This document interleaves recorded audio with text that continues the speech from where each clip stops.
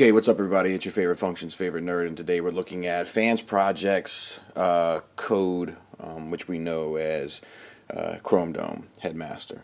Let's look through articulation real quick. Head on a swivel, not really any up and down. Shoulders are on a ball joint, but this is like the famous problem with this figure is that the range of motion is very small. Like, I'm not sure if you can imagine what that would be like. Okay, I just need to get a glass of water.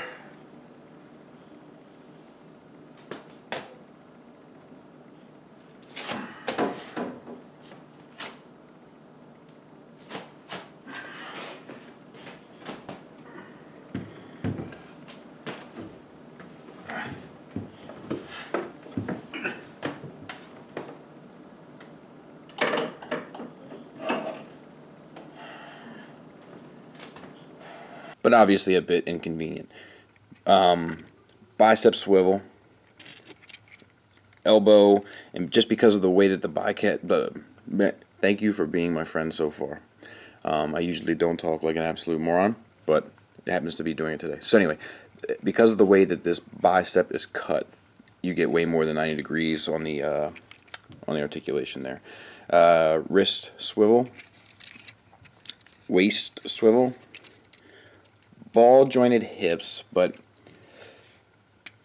you don't get much there either because there's no relief cut. Well, there is, but it's certainly not big enough to let you get what you need out of it. I mean, it's almost like, all right, time to get in bed after a long day's work.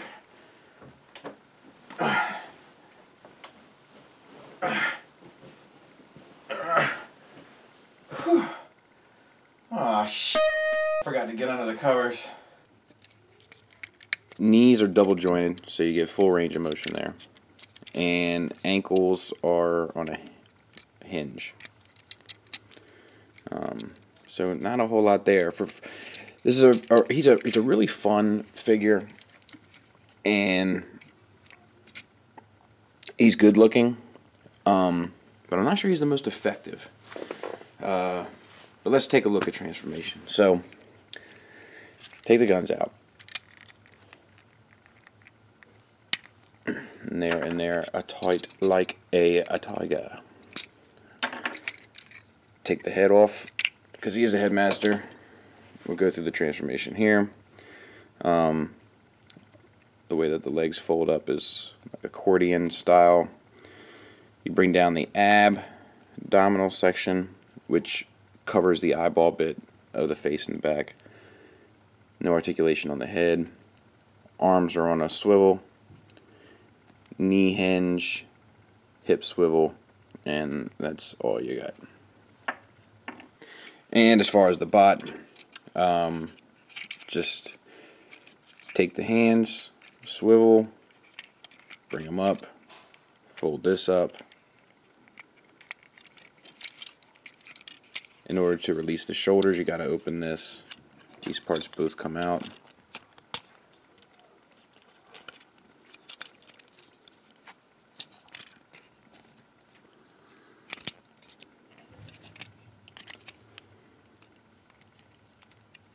So you get a piece that looks finished like this on the back.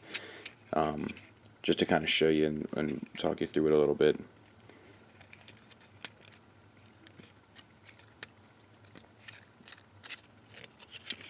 It just all folds up. You line these up. There's a little brown peg, well, it's like a whatever, and then a slot here, and then they glue together, and these are all covered up. The hands are all covered up and everything there, which is kind of a nice touch. As far as the feet, you just kind of gotta release them a little bit to get a turn. And then you straighten the foot out, straighten the front of the shin out, and that is the foot bit. And then you take the what should we call this? Let's call it the front pelvis piece. Fold it down. This whole assembly here is on like a sliding piece, which is the coolest thing to me about this figure's transformation. And it comes all the way down, and then you spin it, and that forms the front piece of the hood and the front bumper. And then you accordion this up, turn it, and just start pegging everything in. Same on the other side until you get a nice closed, clean, uniformed kind of look. And for some reason this side's not cleaning up as nicely as it should, but whatever. You get the general point. Open this up, you can move this out, and then you can put this guy in there, and he actually like that square there, if you can line it up properly, that little notch, if you can line it up properly, there's a peg inside of here. Not sure if you can see it. And once you get it, he's really not going to go anywhere, which is nice, because a lot of times when you got a gimmick like this, they just sort of shake around. Closes control little panel down. Try not to break everything in the process. The guns are kind of the cool bit. I am not a fan of arming up vehicles, but this one actually works. So you take this, which comes like this, extend the handle, and they peg into the back.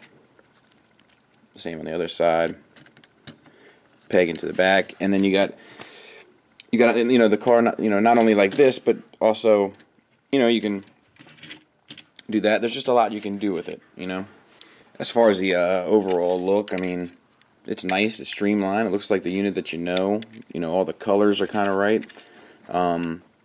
Everything's pretty much well hidden on the back. Like I could square this off a little bit more, but that's my fault, not so much the toys. I mean, it's really effective in car mode. Really effective. It rolls well, no problem.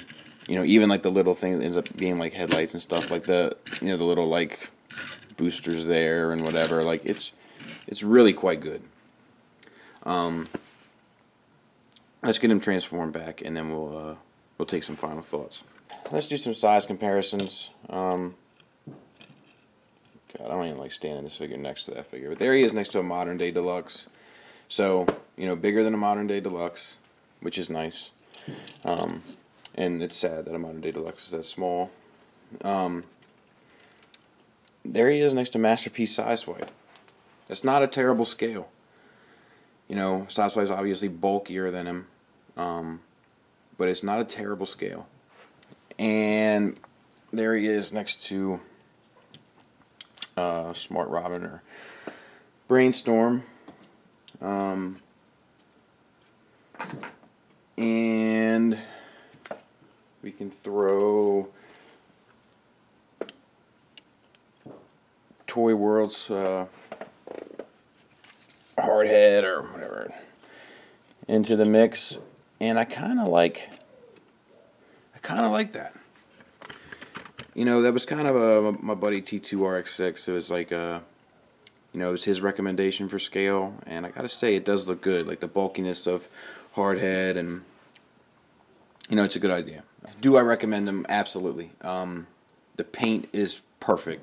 The fun of the transformation is it's a blast. It's a fun toy to mess with. All the things that are right are so right. The things that are wrong are wrong, but they're not as wrong as the right things are right. Does that make sense? The articulation sucks, and it takes a little bit of effort to get him to look cool in a pose because you can't do a whole lot with him. But once you got him, you know, once you got him doing something cool, you know, you won't be disappointed. In bot mode, not everything kind of pegs in and plugs away nicely. Everything kind of collapses, but doesn't necessarily feel secure. But you don't really notice it as much. Like, you know, like this piece here is, you know, it doesn't quite, you know, plug away nicely, and the same with the shin bits. But you know, it's not distracting, and it's not bothersome. And it still makes for a really cool figure. And at the price point, it's really not that bad. So, yeah, I definitely recommend them. Between this toy and the IDW books, like, I have a much more appreciation of the character as a whole, and I'm glad I have him. He's been out for a while, so you probably do too. This is just my thoughts on him. If you haven't made a decision, definitely pick him up. Thanks for listening. Thanks for watching. Until next time, take care.